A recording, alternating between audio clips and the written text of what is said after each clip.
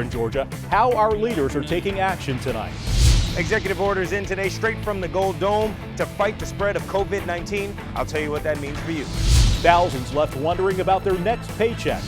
Multiple workers out of a job because of the pandemic. Check out what one restaurant is doing to help fill their financial gap. CBS 46 breaking down what you need to know.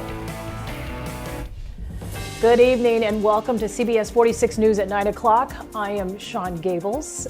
Mike Dunstan is in studio. I am here on location.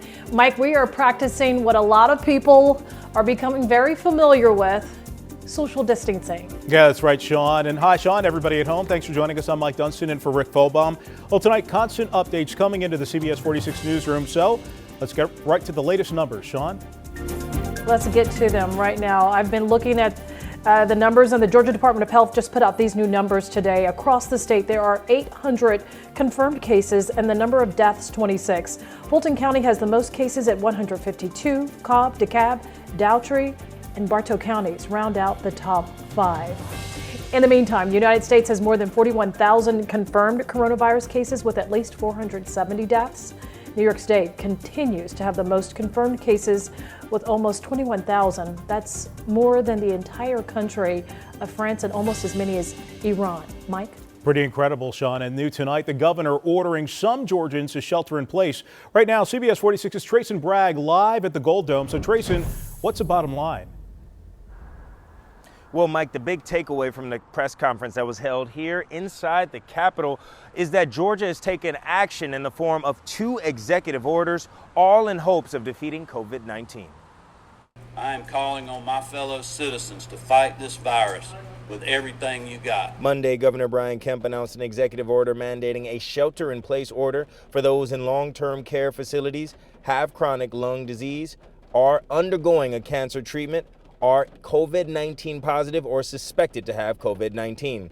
The executive order also banned gatherings of 10 or more people and closed all bars and nightclubs in the state. The Department of Public Health will be empowered to close any business or establishment, nonprofit or organization for non-compliance. The order goes into place noon Tuesday and ends Monday, April 6th. In a second executive order, the governor announced medical professionals whose licenses became inactive or lapsed in the last 5 years will be allowed to practice. Graduate nurses who have not yet taken their nursing exam will also be able to apply for a temporary license. The governor says that second executive order is in hopes of getting enough medical professionals on the front line here in Georgia to battle COVID-19. Reporting live from the Capitol, I'm Trayson Bragg, CBS 46 News. All right, Trayson, thank you. Tonight, a major metro Atlanta county also taking action to keep the virus from spreading. DeKalb County putting out an executive order for a voluntary curfew. It's from 9 o'clock at night until 6 o'clock in the morning every day, with exceptions for some essential services. The order also bans gatherings of 10 or more people, and it also means all county playgrounds are closed. In Fulton County, all parks in Sandy Springs are closed. It's an effort to stop the spread of coronavirus. It's the first city here in Metro Atlanta to shut down parks completely. Other cities are allowing residents to enjoy parks, but leaders say you should still practice social distancing while outside, staying at least 6 feet away from others. Well, we got another very rainy start to the week. Live look at our CBS 46 pinpoint radar shows the rain is still falling. I do have the lightning tracker on. We are not seeing any strong storms in the area. That's the good news. But these thunderstorms are going to continue on and off overnight. We could also see some patchy fog develop. So if you are going to be out and about early around sunrise, 8 to 10 a.m., you might be seeing some areas of dense fog. In the morning and really through the early afternoon, we're going to see a round of strong storms move through. There's actually going to be 2 rounds of potentially strong storms tomorrow.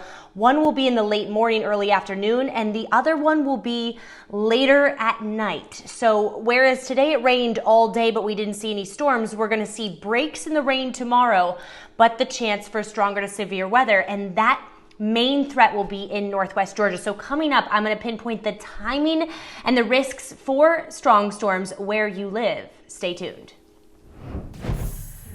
Right now, a 12-year-old girl who has the coronavirus fighting for her life in Atlanta. Within the past hour, we spoke to the girl's uncle. She is in stable condition from what we've been told in in an induced coma. Children's Healthcare of Atlanta's Scottish Rite Hospital. Apparently the girl's symptoms started off much like the flu. Also tonight, State Representative Nikema Williams confirms she has tested positive for coronavirus. Williams says she will stay at home until her quarantine is lifted and she is symptoms free for 72 hours. Williams represents District 39. Amid the crisis, the FDA wants to reopen the Sterigenics plant in Cobb County. The plant, accused of spewing toxins into the air for decades, was closed last year. But today, Cobb County officials say they are going to allow testing on the building. The Environmental Protection Division will also analyze the results. If the plant passes those tests, then there could be a conversation about possibly reopening. Thousands of service members across the metro, they're not working. That means they're not getting a paycheck either. But one Atlanta restaurant has found a very unique way to raise money for them. Here's CBS 46's Barmel Lyons. Yeah, the Atlanta Breakfast Club is using creativity amidst the coronavirus pandemic to help their workers who are now out of a job with little to no money coming in. Atlanta Breakfast Club employee and local artist Raheem Green, also known as Radio Raheem, says the break from work hasn't been easy. It's affected me. I've been off like the last couple days, but I've been trying to stay positive. He says the reality is the bills don't stop. So you got rent, you got phone, you got Uber, Lyft. Executive chief and co-owner of the Atlanta Breakfast Club, Anthony Sanders, is raising money with creativity, hoping to fill their financial gap.